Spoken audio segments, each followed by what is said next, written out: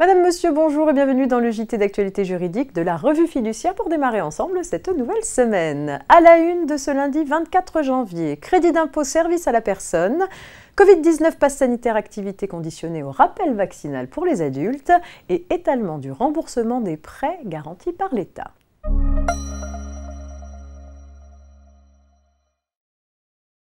Une nouveauté importante entre en vigueur cette année concernant le crédit d'impôt service à la personne. Dès le mois de janvier, les particuliers employeurs peuvent demander à l'URSSAF à bénéficier de cette aide fiscale en temps réel pour les services dont ils bénéficient, hors la garde d'enfants. Pour que le crédit d'impôt soit instantanément déduit de la somme qu'ils doivent verser à leurs salariés, ils doivent en faire la demande en activant le service CESU+. À partir du mois d'avril 2022, ce versement contemporain sera également possible pour les usagers utilisant les services d'organismes et plateformes intermédiaires.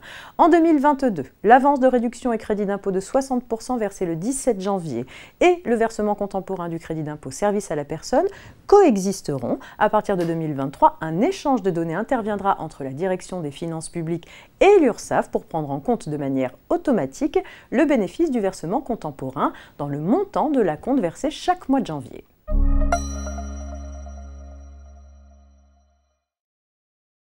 Le pass sanitaire activité est exigé pour accéder à un certain nombre de lieux, d'établissements, de services ou événements. Il concerne toutes les personnes de plus de 18 ans. Pour les adolescents âgés de 12 ans et 2 mois à 17 ans inclus, il s'applique depuis le 30 septembre 2021.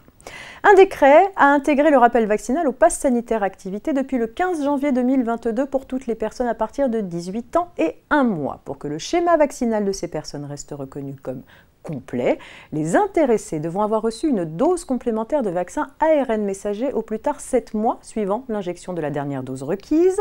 Comme c'était déjà le cas pour les personnes âgées de 65 ans et plus, si la dose complémentaire est injectée au-delà du délai de 7 mois, le schéma vaccinal est reconnu comme complet 7 jours après son injection.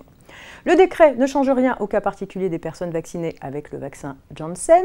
Pour rappel, depuis le 15 décembre 2021, quel que soit leur âge, ces personnes doivent également avoir reçu une dose complémentaire de vaccin ARN messager pour que leur passe sanitaire reste valide. Cette dose doit avoir été injectée entre 1 et 2 mois suivant l'injection initiale.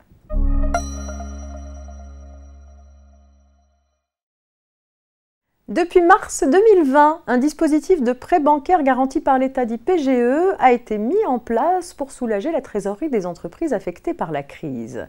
Le dispositif initial a déjà été assoupli, le différé de remboursement ayant été porté de 1 à 2 ans.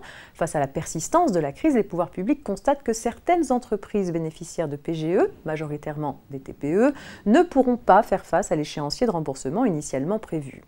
Pour y remédier, ces conditions de remboursement devraient être encore aménagées pour les TPE en grande difficulté. Elles pourraient bénéficier d'un étalement du remboursement de leur PGE jusqu'à 10 ans et d'un nouveau report de 6 mois pour commencer à rembourser. Étudiée au cas par cas, la demande des entreprises concernées serait à adresser soit directement sur le site du médiateur du crédit, soit via le conseiller départemental à la sortie de crise. C'est la fin de cette édition, je vous souhaite une agréable journée. À demain.